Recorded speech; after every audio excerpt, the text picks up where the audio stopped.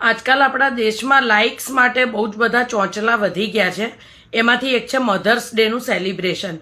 જો આપણા દેશમાં જો મધર્સનું આટલું જ બધું ઇમ્પોર્ટન્સ હોત, બરાબર છે, કે પેરેન્ટ્સનું આટલું બધું ઇમ્પોર્ટન્સ હોત, તો ઠેર ઠેર જગ્યાએ વૃદ્ધાશ્રમ ના ખુલ્યા હોત અને મહિપતસિંહ બાપુ જેવા લોકોએ માર્કેટમાં ના આવવું પડત. તો સૌથી પહેલાં તો આપણે આ બધી દેખાડાની દુનિયામાંથી બહાર આવી જઈએ તો એ આપણા સારા માટે છે, અત્યારથી જ જો આપણે સમજી જઈએ તો.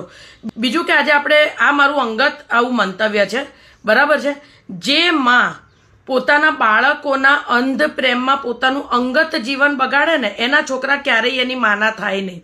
જેમ કે પોતાના છોકરા માટે પતિને એવું કેવું કે ના હો, મોટી સ્કૂલમાં જ ભણાવવો પડશે, ના હો છોકરાની બર્થડે છે એટલે 5,000નો ખર્ચો તો કરવો જ પડશે, ના હો એને પિકનિકમાં જવું છે એટલે 5,000 રૂપિયા આપવા જ પડશે, એને એડિદાસના બૂટ ગમે એટલે લઈ જ આપવા પડશે, એને લેપટોપ ગમ્યું, એને મોટો મોબાઈલ ગમ્યો, એને સ્કૂટી ગમ્યું, એને બાઇક ગમ્યું, આવું કરીને પોતાના પતિ જોડે અંગત જીવને બગાડી નાખતી હોય છે.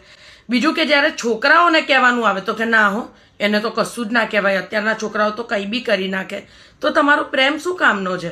તમે જે ઊભા ગળે એને જે વસ્તુઓ લાવી આપો છો એ વસ્તુઓની ઇમ્પોર્ટન્સ શું છે? એ બાળકની નજરમાં તમારી વેલ્યુ છે ને, ખાલી તમે એના ડ્યુટી કરવા માટે છો ને એટલી જ હોય. એને પછી એના મગજમાં એક ગ્રંથિ બંધાઈ જાય કે હું માગું એટલે મારી માએ મારા બાપે ઓવર ટાઈમ કરીને, કરકસર કરીને કે ભીખ માગીને મને વસ્તુ અપાવવી જ પડે.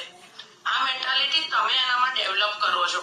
આજે જે છોકરાના તમે 2-3 લાખ રૂપિયાના ટ્યુશનો રાખો અને છતાંય નપાસ થાય, ઓછા માર્ક લાવે તો બી તમે એને કંઈ કહી ના શકો, તો તમારા સંસ્કારમાં 1,00,000% ખામી છે.